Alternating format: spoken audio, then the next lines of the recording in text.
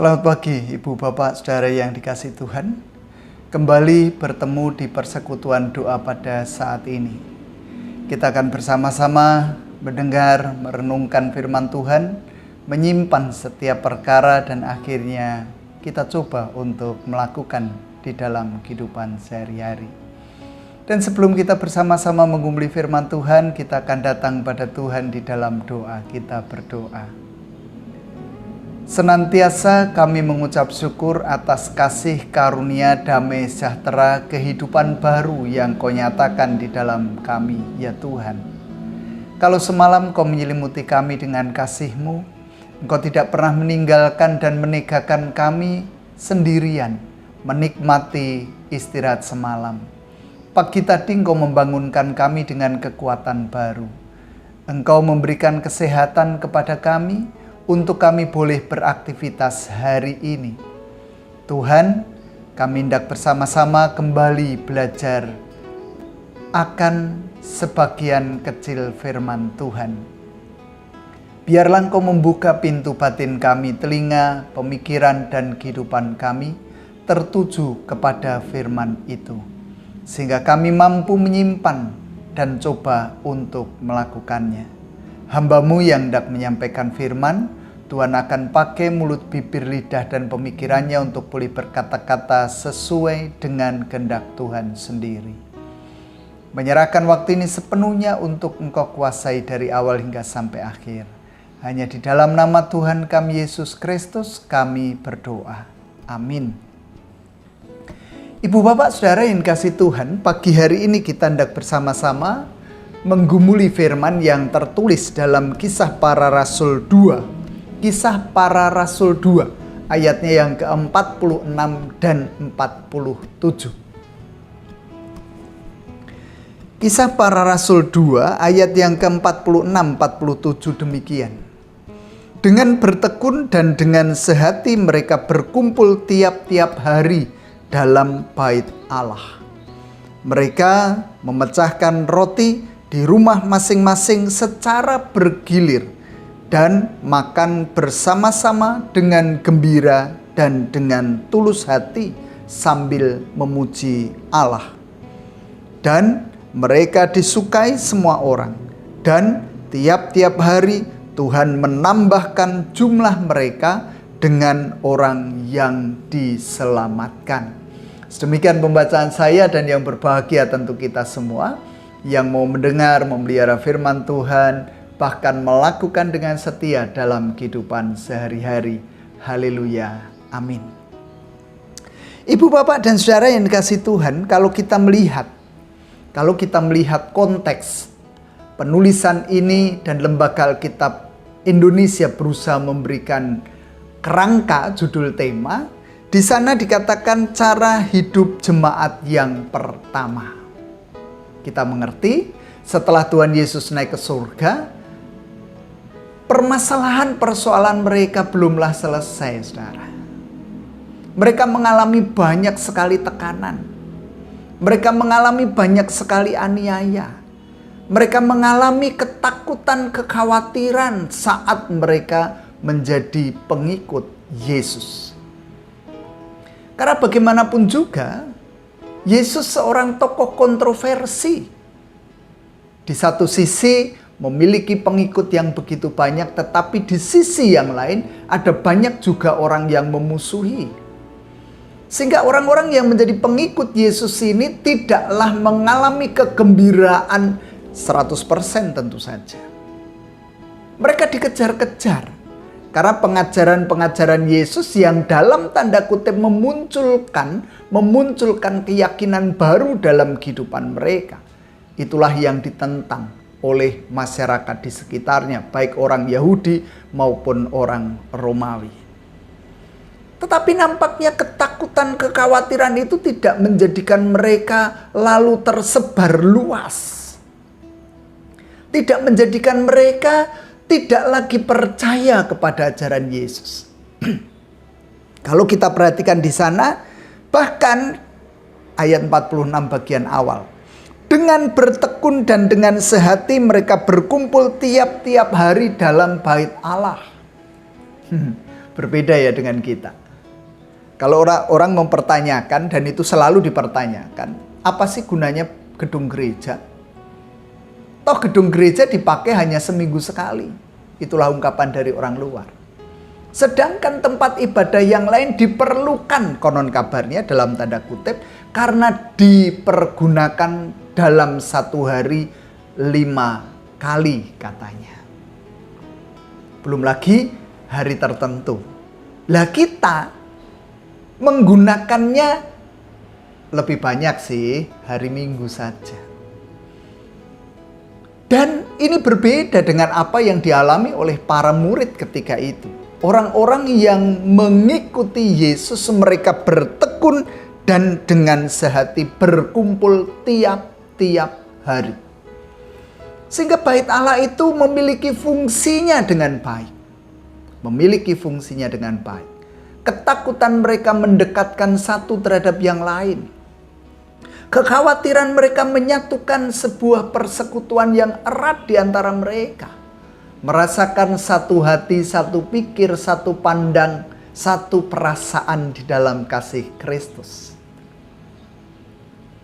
Dan selain mereka, setiap hari berada di bait Allah, ternyata kegiatan mereka adalah memecah roti di rumah masing-masing secara bergilir dan makan bersama-sama dengan gembira dan dengan tulus hati sambil memuji Tuhan.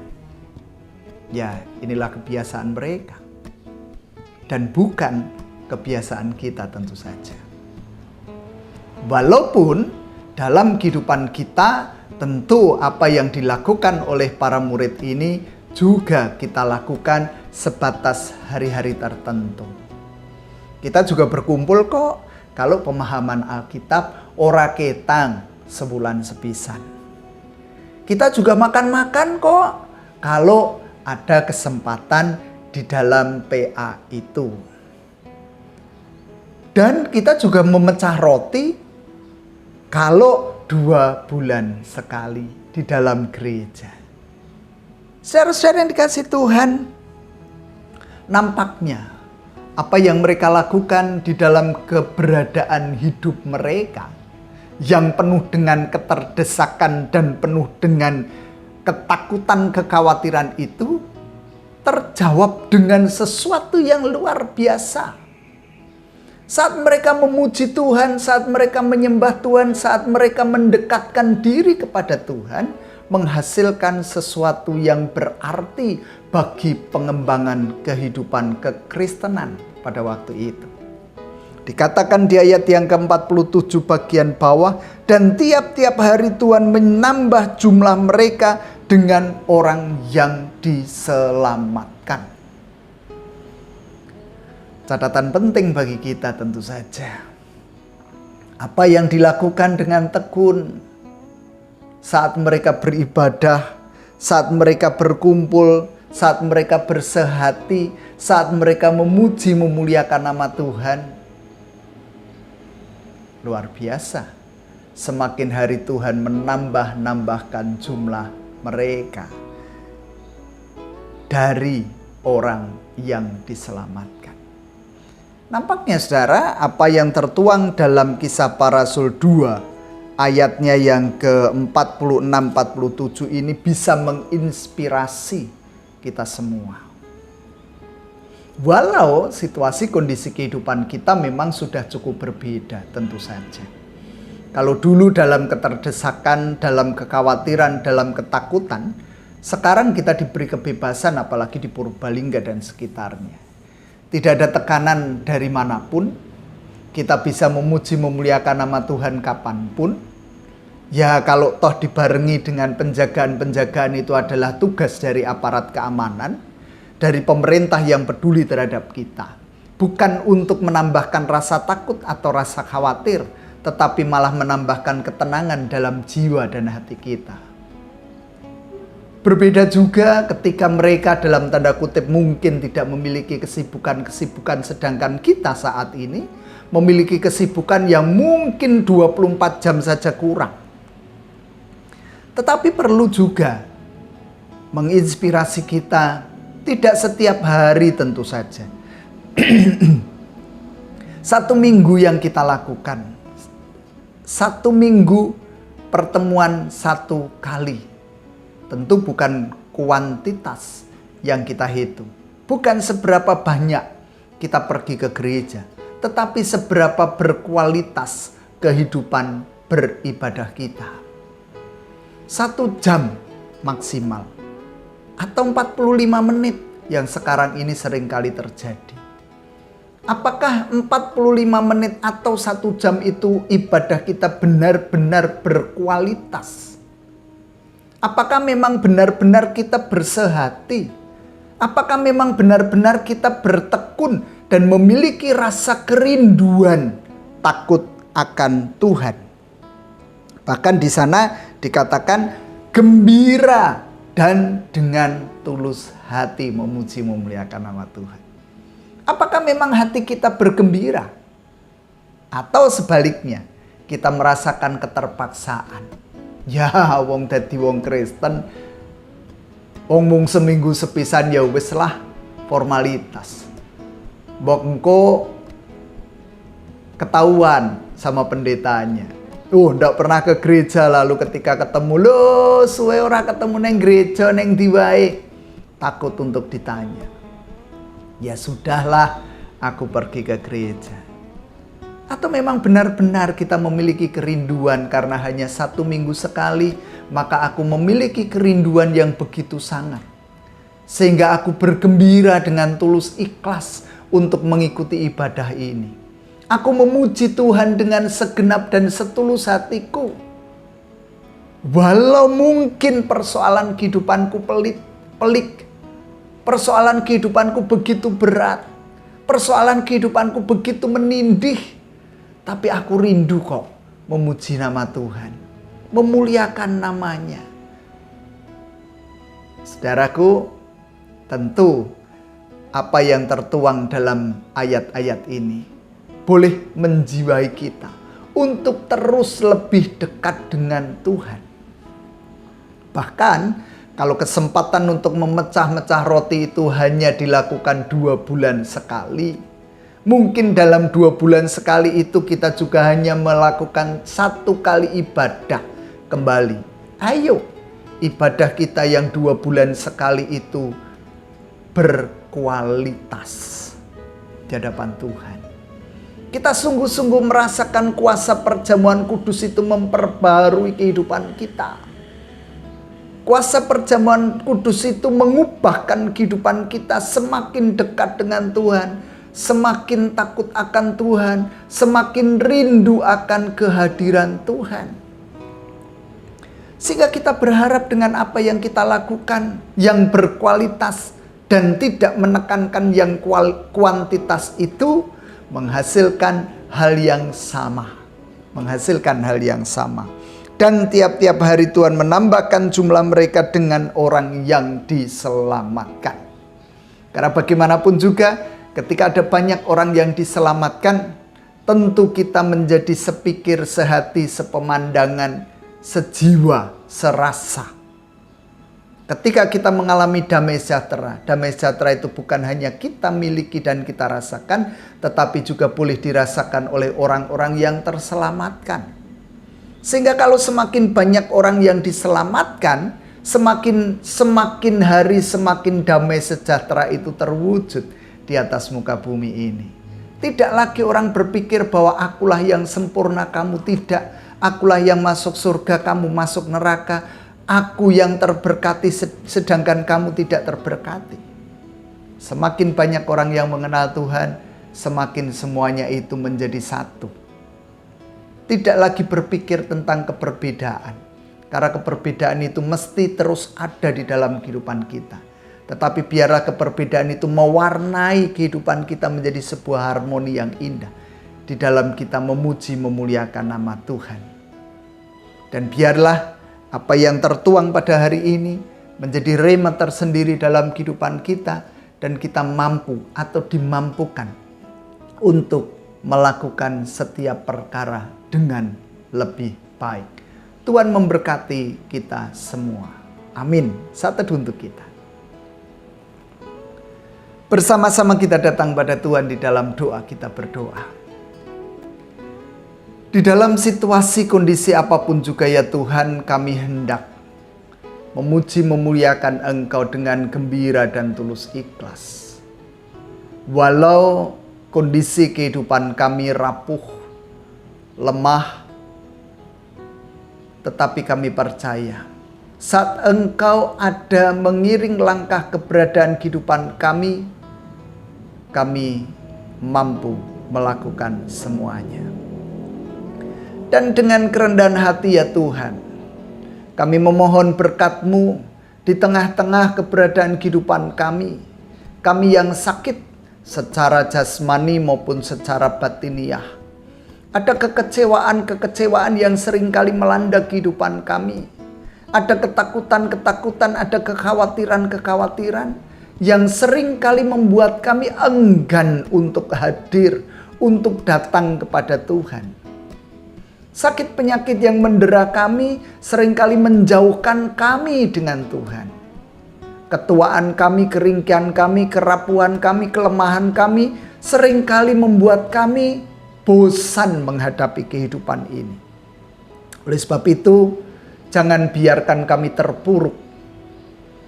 Bangkitkan semangat juang kami ya Tuhan, untuk kami tetap menggenggam gagang salib itu dan tidak kami lepaskan. Kami percaya kuasa Roh Kudus-Mu ada dalam diri kami dan Kau membungkus kami dengan kuasa darah-Mu. Terima kasih untuk keberadaan kehidupan keluarga kami masing-masing. Terima kasih atas jangkauan-Mu kepada anak-anak kami, baik yang ada di Purbalingga maupun di tempat yang jauh. Terima kasih atas kehidupan bergereja yang semakin harmonis. Terima kasih atas penyertaan-Mu bagi bangsa dan negara kami. Dan di tengah-tengah perhimpunan kami mohon berkat-Mu secara pribadi untuk kami masing-masing.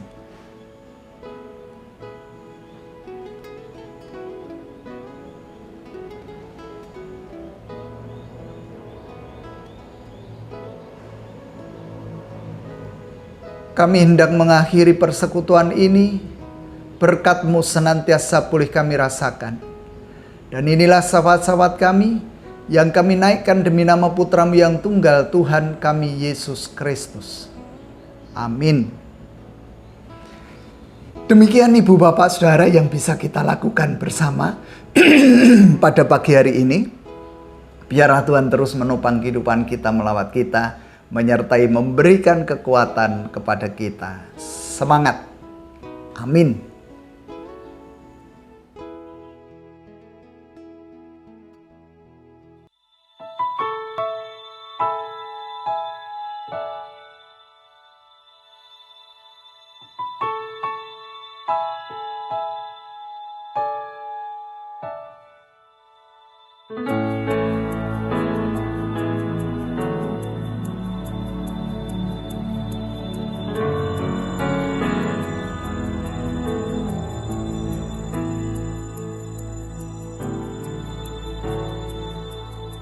Lingkupiku dengan sayap-Mu, naungiku dalam kuasa-Mu. Di saat badai bergelora, ku akan terbang bersama-Mu. Bapa, Kau Raja atas semesta, ku tenang sebab Kau Allahku.